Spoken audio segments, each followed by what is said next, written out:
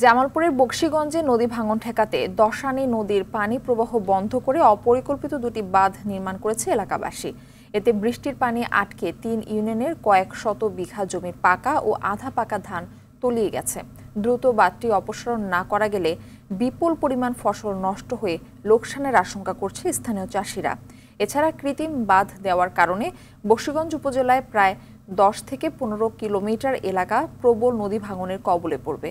জামালপুর থেকে জিএম ফাতিউল হাফিজ বাবুর তথ্যচিত্রে বিস্তারিত জানাচ্ছেন আব্দুল হামিদ।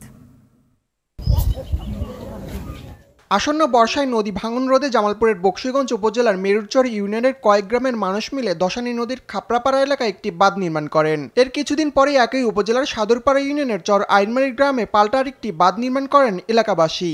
এই বাঁধ নির্মাণকে কেন্দ্র করে দুই উপজেলার 25 গ্রামের মানুষ দুই ভাগে বিভক্ত হয়ে পড়েছেন।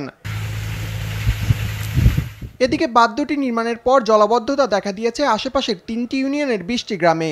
তলিয়ে গেছে কয়েক শত বিঘা জমির পাকা ও আধা পাকা ধান।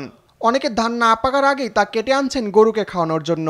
নদীর গতিপথ পরিবর্তন হয়ে বকশীগঞ্জ উপজেলার প্রায় 10 থেকে 15 কিলোমিটার এলাকা প্রবল নদী ভাঙনের কবলে পড়ার আশঙ্কা করছে স্থানীয়রা। ওই একটা বাঁধ যদি দেওয়ার কারণে এই পাশে নদী বেশি ভাঙন হইতো, এই জন্য এই পাশে আর একটা বাঁধ দিছে। প্রশাসন যদি এই ব্যবস্থা না নেন তাহলে হাজার হাজার একর জমির ধান ডুবে যাবে এবং পাবলিক না খেয়ে মারা যাবে। উজানে যে তগুলো গ্রাম আছে সমস্ত নদী নালাগুলিয়া খাল বিলগুলো ডুবে যাচ্ছে।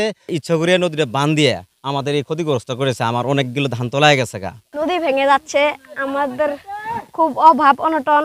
মুক্ত পানি প্রবাহের নিয়ম না মেনে বাঁধ নির্মাণ করা ফৌজদারি অপরাধ বলছেন উপজেলা প্রশাসন।